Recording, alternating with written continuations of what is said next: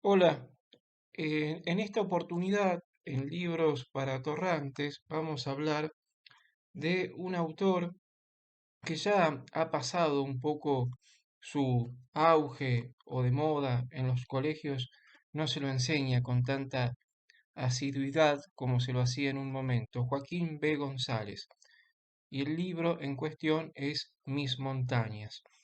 Em, Joaquín Víctor González, siempre aparece ese Joaquín B. González, esa B es de Víctor, nació en Nonogasta, en La Rioja, allá por 1863, en marzo de 1863, y murió en Buenos Aires siendo senador nacional en diciembre de 1923. Fue un activo hombre político y también en el plano intelectual ha mostrado un trabajo denodado y de una frecuencia realmente notables. Fue uno de los que se conoce como los hombres prominentes de aquella época que entre fines del siglo XIX, a partir de 1880, se los conoce como la generación del 80, ligado a la generación del 80. Tanto en el terreno político como en el intelectual, en el a fines del siglo XIX y principios del XX, Joaquín B. González gozó de un enorme prestigio. Fue gobernador de La Rioja entre 1889 y 1891, 2 años después de dejar la gobernación de su provincia natal, González publicó en 1893 este libro, Mis montañas. Publicó muchas obras de carácter histórica y también ficciones, cuentos, sobre todo muchos cuentos y relatos, pero también ensayos. Por ejemplo, en 1910, su famoso Juicio del Siglo, donde repasa, ¿no?, los 100 años de historia argentina. En Mis montañas vamos a encontrarnos con un hombre que pertenece a la élite, con un hombre que pertenece a un círculo ilustrado y que se ha formado, ¿no?, en la tesitura sarmientina de civilización y barbarie, tal como se dividía el mundo, tal como en la visión de Sarmiento, el mundo se dividía. González se había educado en la Universidad Nacional de Córdoba, hizo también muchos trabajos allí sobre la historia de esa casa de estudios, pero en Buenos Aires encontró mm, su lugar como escritor, como ensayista. Además, todos sus biógrafos lo mencionan y aquí también vamos a tener que hacerlo porque estamos prácticamente obligados a ello. González tuvo una participación, si fue activa su participación en la política y en el mundo del libro, en el trabajo intelectual, lo fue a la vez, ¿m?, dentro de la masonería argentina. Bueno, esto puede sonar ya un tanto esotérico y demás, pero no es no es ningún secreto, no es ninguna novedad. Fue un militante masón, ¿no?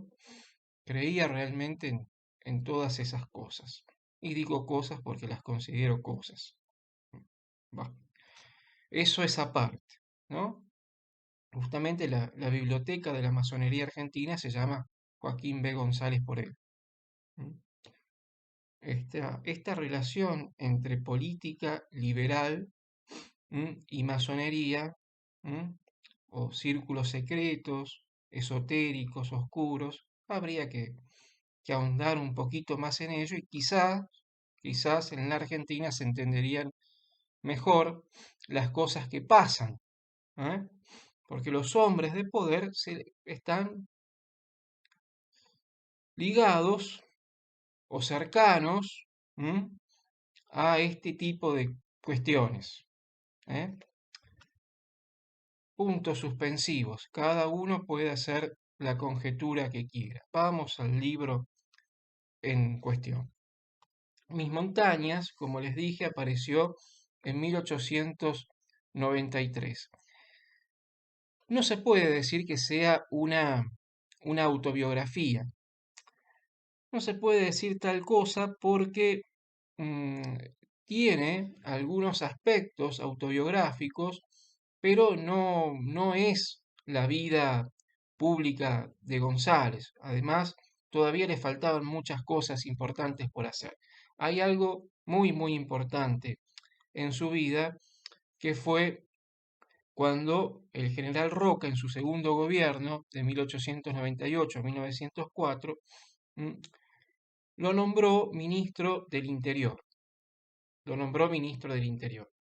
Cargo muy alto, el más alto que Joaquín B. González desempeñó en el Estado. Siendo ministro del Interior, financió y este, aconsejó que Vialema se realizara su famoso informe sobre cómo se encontraba la situación social en la Argentina. Producto de ello, González elaboró el famoso Código de Trabajo, que se lo presentó al presidente Roca y que Roca lo envió al Senado. Lo envió a la Cámara de Diputados, pasó, lo envió al Senado y ahí lo rechazaron. Los propios senadores conservadores de Roca y de González, sus propios camaradas, lo rechazaron. Dicen, cuentan la anécdota, que González, cuando va y le dice al presidente general, a Roca, general, los senadores no aprobaron el Código de Trabajo. Y dicen que Roca allí se levantó, abrió los brazos y exclamó, pero pueden ser tan hijos de puta así. Y bueno, sí, podían serlo, general Roca, podían serlo. Es decir, que dentro de esa élite, o lo que llamamos genéricamente oligarquía, había gente que tenía un compromiso social. González también lo tenía. Hay que hablar de todo lo bueno y todo lo malo de los personajes. El hombre, como decía Maquiavelo, no es ni un ángel ni un demonio, es un hombre. No es ni ángel ni demonio, es hombre. ¿Eh? Había de todo y lo rechazaron. ¿Mm? Después del gobierno de Roca, por ese código, quedó establecido un antecedente gracias a ese código que redactó González, y se creó el Departamento Nacional de Trabajo, que después fue la Secretaría de Trabajo y Previsión, y después eso Perón lo convirtió en el Ministerio de Trabajo. ¿Mm? Todo arrancó desde allí, todo arrancó desde este hombre, desde Joaquín Víctor González, un hombre muy inteligente. Roca se rodeaba de gente inteligente. En Mis montañas, González, poética y nostálgicamente, recuerda las montañas, los valles de La Rioja, en los cuales él nació, se crió, se fue formando y los recuerda con cierta nostalgia. Hay un uso de perífrasis, es decir, producto también de la época, de los escritores de la época, que usaban muchos artículos, eran muy rebuscados para hablar, y con muchas palabras, querían decir a veces un concepto que se podía decir con menos, con una economía de palabras, ahorrando palabras, ¿no? Pero lo hace muy bien, lo hace muy bien. Y el relato se hace muy ameno, a pesar de que, claro, es un hombre que se pone desde el plano de la civilización. Pero el relato lo va haciendo de una forma, como les digo, que uno puede disfrutarlo muchísimo. Muy bien. Porque desde el punto de vista etnográfico, ¿no?, arqueológico, antropológico, es interesante las fiestas que va describiendo, las costumbres, ¿no? Que se mantenía a través de 3 siglos desde la conquista española, ¿no? Que habían sobrevivido a la conquista española y que todavía se seguían manteniendo. Fíjense, hay un capítulo que a mí me interesa muchísimo del libro, que es el niño alcalde, la fiesta del niño alcalde. En esta suerte de sincretismo religioso entre los ritos religiosos que los incas en el siglo XV llevaron al noroeste argentino, ¿no? Y los ritos católicos. Fíjense que sobrevivieron algunas fiestas, como la del niño alcalde, ¿no? Y que los jesuitas, los encomenderos, las órdenes religiosas, acá habla mucho de los jesuitas que apelaron en esa zona, en La Rioja, permitieron para atraer al indígena. Dice González, lo dice así, literalmente. Yo he contemplado hace muy poco, con la más profunda tristeza, esa fiesta indígena celebrada por gentes que en los días ordinarios trabajan y se conducen como seres razonables. En los días ordinarios se conducen como seres razonables. Pero aquel día, el día del niño alcalde, parecen desenterrar de su sepulcro de 3 siglos, ¿m? La conquista española, recuerden eso, toda una época de barbarie, para presentarla como un teatro de raras exhibiciones, un exotismo. ¿eh? Entonces se pone desde un plano superior, a hablar de que todo aquello, después lo compara con los bacanales en Grecia y demás, es la etapa de barbarie que todavía ellos, como hombres civilizados, como los hombres de la élite, no habían, y de la civilización de las luces, todavía no habían podido desenterrar. Más adelante va a decir que ese es el propósito, desenterrar para siempre esas fiestas.